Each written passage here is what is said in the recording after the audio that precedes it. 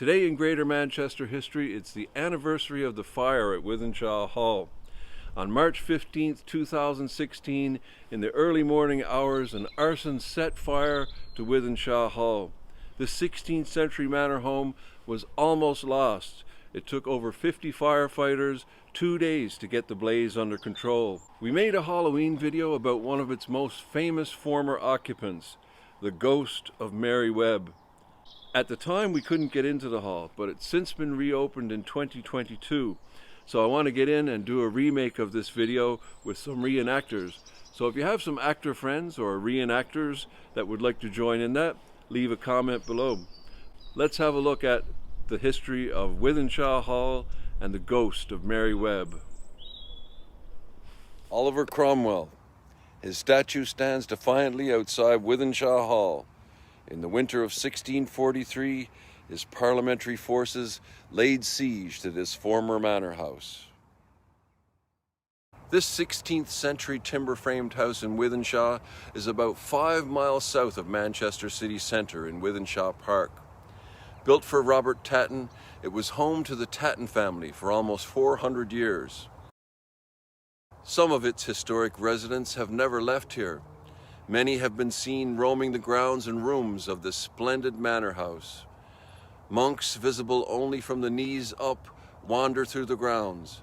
At the back of the hall in the walled garden is the pet cemetery, where Patch, the Tatton family dog, is buried and supposedly rises from his grave at times.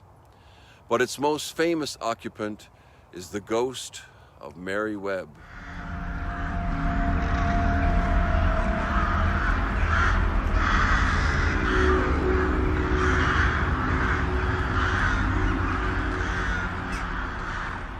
Mary Webb was a young woman brought up by the Tattons. Mary remained here as a maidservant for the rest of her short life. Robert Tatton was the master of this fine estate. Robert's father, William Tatton, drowned trying to cross the River Mersey in 1617. Robert was only 10 years old. Being the only male heir, Robert inherited his father's estate in Wythenshawe, but as a minor he was made a ward of the king, Charles I, until he came of age. Robert remained loyal to the king, and in the winter of 1643, his loyalty was put to the test. From 1642 to 1651, England was engaged in a civil war between the parliamentarian Roundheads and the royalist Cavaliers, a fight that pitted brother against brother and father against son. Lancashire was divided. Both sides frantically sought to lay their hands on arms and gunpowder. The Royalists seized the magazines at Lancaster, Preston, and Liverpool, but Manchester declared for Parliament and refused to hand over its 10 barrels to the Royalist forces.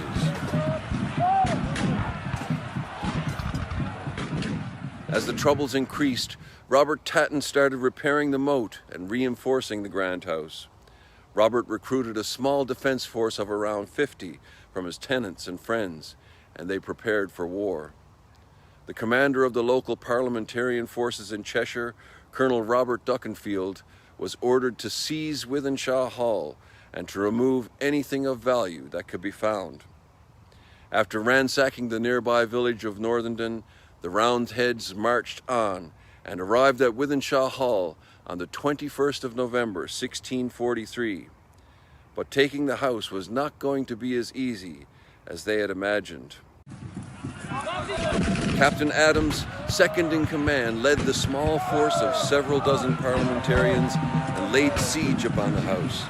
A ferocious battle ensued, with the defenders firing from windows and what cover they could find. The inexperienced force drove back the astonished parliamentarians, killing 2 as they retreated. When the smoke cleared, 6 of the defenders lay dead. One was the fiancé of Mary Webb.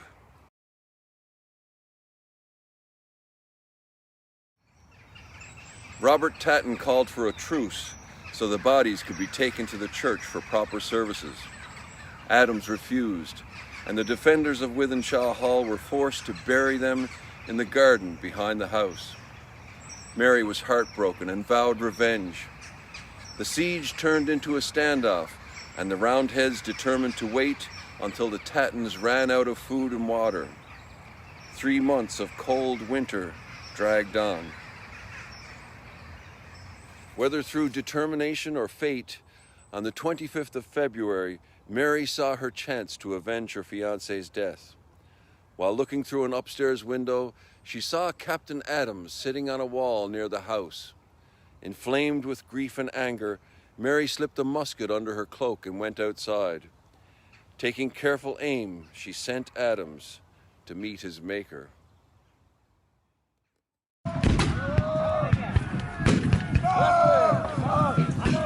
This may have been the last straw for the parliamentarians. 2 days later, on the 27th of February, 1644, the parliamentarians brought 2 cannons from Manchester, with which they reduced the hall.